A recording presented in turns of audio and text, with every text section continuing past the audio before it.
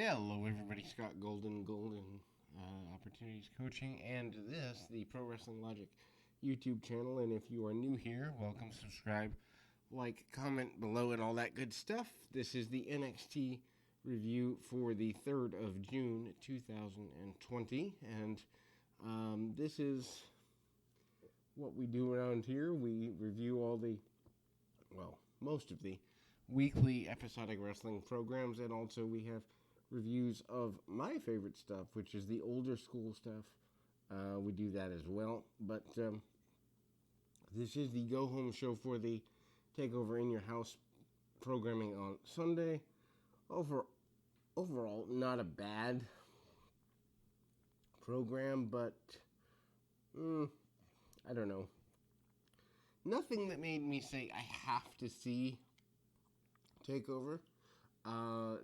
There's things that made me say I'd like to see Takeover. And actually, I'm considering, comment below if you'd be interested in this, I'm considering making a playlist of just Takeover reviews so that everybody can go through the Takeovers from, 2013, 14 when they started to now, and just doing the Takeovers. There's probably 20 or 30 of them, and seeing the evolution of the NXT brand through those. It's been a while since I've seen some. Also had a year or two where I missed some, so it'd be a fun little ride. Comment below if you'd like that as a concept. So, Mauro Ranallo and Beth Phoenix are your commentators, and Beth still is in my top 3 commentators in all of professional wrestling, and I continue to say that week by week, but I'll reiterate it here. For me, it's Tony Schiavone, Beth Phoenix, and Madison Rayne from Impact Wrestling. So, it's just interesting to me that 2 out of the 3 are women, and in some cases, they're treated, the ladies, that is, like throwaway talents upon occasion. So that kind of makes me a little sad. Anyway, so Mia Yim versus Candice LeRae starts us off. Yim is somewhat aggressive starting off. And she's going right at her with shots.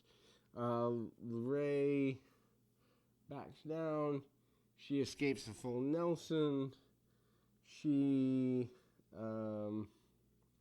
landed a kick, and then we see a couple of sentons from LeRae. Yim sandwiched her in the corner, which is fine, and cut off her momentum. Yim follows up with a cannonball into the corner, and LeRae follows up and kind of comes back. Yim able to knock LeRae off the apron to the floor, follows up on the outside, and rams her into the barricade with a wheelbarrow suplex-like maneuver. Both are eventually counted out. Brawl continues up the ramp to the top of the stage. Candice counters a powerbomb with a head scissors that sent Yim into the Titantron. And then we see Tegan Nox make a run in, try to break things up. Others are on the stage. They fight all the way off the stage. Yim and LeRae continue to brawl. Johnny Gargano runs in, which then brings out Keith Lee, which leads us to our tag match. I don't know, I mean, why not just start the thing with a tag match if that's where you're going?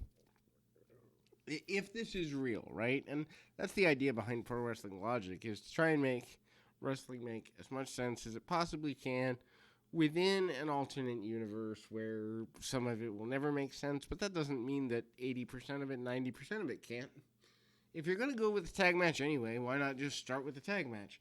There's no reason, especially when you consider that no one's there to make the tag match, so it just sort of happens and the wrestlers are calling their own shots, and that's just dumb. Anyway, so Candice LeRae and Johnny Gargano versus Mia Yim and Keith Lee is what we've got. Both of the gentlemen are in their street clothes. We are reminded that they meet for the North American Championship on Sunday at the TakeOver event. Yim continues to dominate things after the commercial. And then there's a soul food for near fall. Then she hits some face washes, and she then trash talks Gargano. Yim with a dragon suplex, and Bridge gets a near fall. Lee power walks across the ring, and he pulls Gargano's jacket over him like they were in a hockey fight. Lee's pummeling him, and then hits him with a tries to hit him with a power bomb. Gargano had car keys in his pocket. Reasonable thing to have if you have street clothes on. Gargano pulls out the keys and stabs Lee in the eye with them. Not a fan of this spot for a couple of reasons. Number one, if he has keys and he's already landed uncomfortably, wouldn't he have potentially stabbed himself with his own keys? And number two, how is it that he stabs Keith Lee with keys, but there's no blood? Every key that I've ever imagined or been around or handled, if somebody stabbed me really hard with it, I would bleed. So I don't quite understand how in this universe nobody bled. Yim turns her attention back to her opponent. LeRae rolls her up. Yim with a schoolgirl for the pinfall.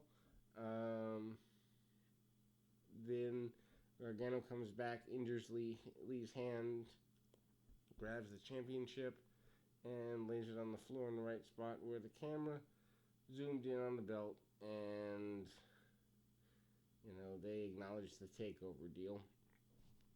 A vignette airs of the hype between Tommaso Ciampa and Karrion Kross. I mean, I'm not really a huge fan of this match. Kross coming in with a lot of hype. I'm not quite sure that anything they do on Sunday is going to live up to it, but we can wait and see. Mackenzie Mitchell, I wonder if she's related to Father James. Anyway, interviews Dexter Lumis. I don't know. The Lumis thing is that he doesn't speak. He's kind of like Boo Radley or Lenny from To Kill a Mockingbird. I think it's Lenny, right? The mute fellow. Anyway, this is kind of dumb. Drake Maverick is up next after the commercial. He's got amazing charisma. He's happy. He's free. No pressure. Says it might even be the happiest day of his life, and he can eat a cookie. Obviously, that's making fun of the dietary restrictions. If you want to stay inside, the WWE staying at a certain weight. Anyway, so obviously we don't know if he's going to be with the company after tonight. Next week's Prime Targets special focusing on, or not next week, but next up, Velveteen Dream challenging for the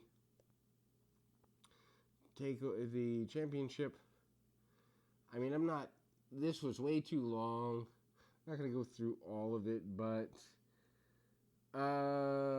Undisputed Era, they're in a limo, and Dream did a Mirror Personalities with them, and then Drew McIntyre basically endorses the Dream and endorses the match.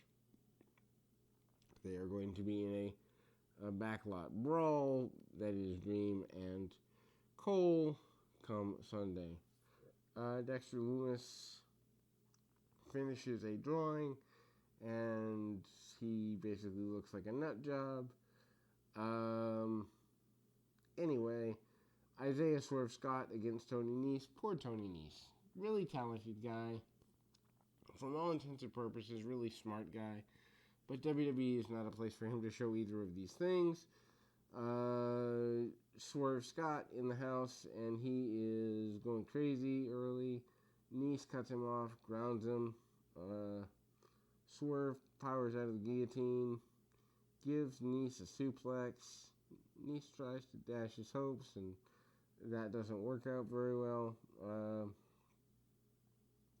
Nice misses a springboard moonsault and eats a penalty kick. Swerve looking really good with offense here. Nice tries to cut him off with a chop to the throat, but Jack Gallagher is out and trying to distract Swerve. Nice was going to finish things, but Swerve hits a roll-up for the win.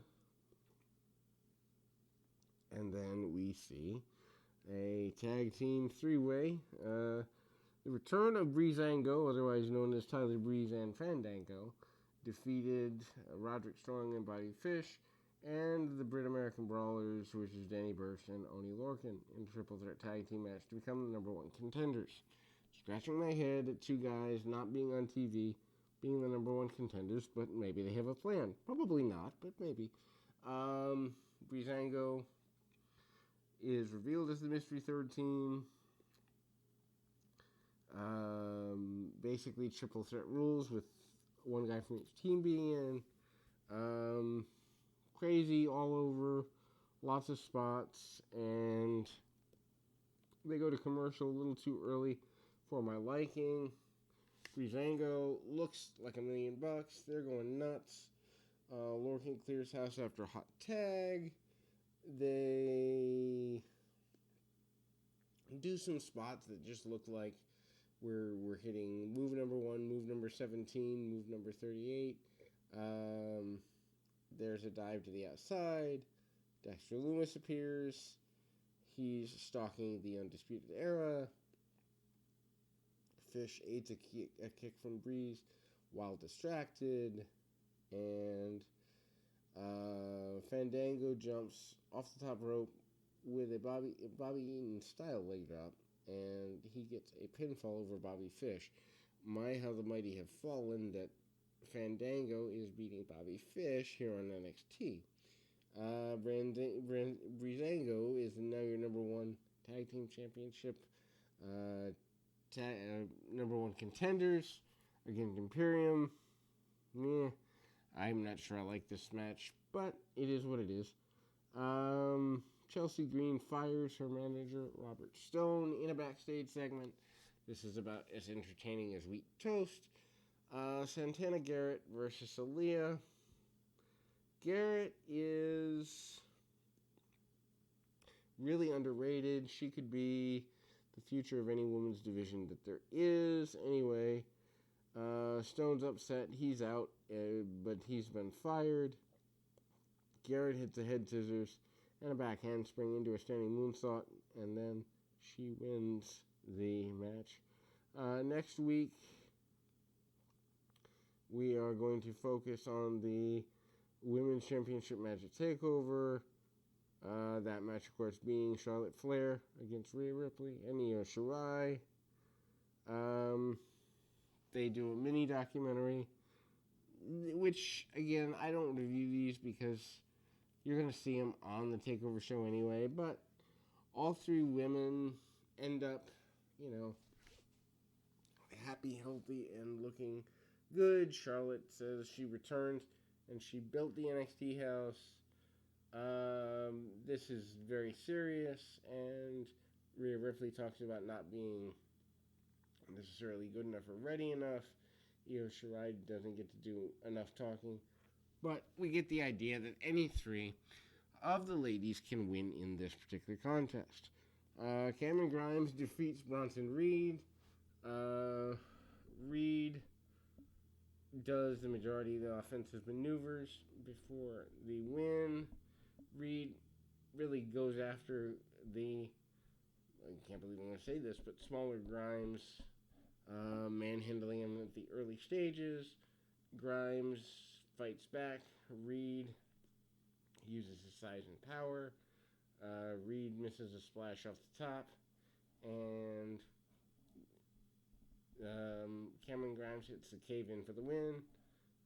Killing Cross, flanked by Scarlett, attacks Reed, suplexes Reed on his head with a Saito suplex, and threatens Tommaso Ciampa.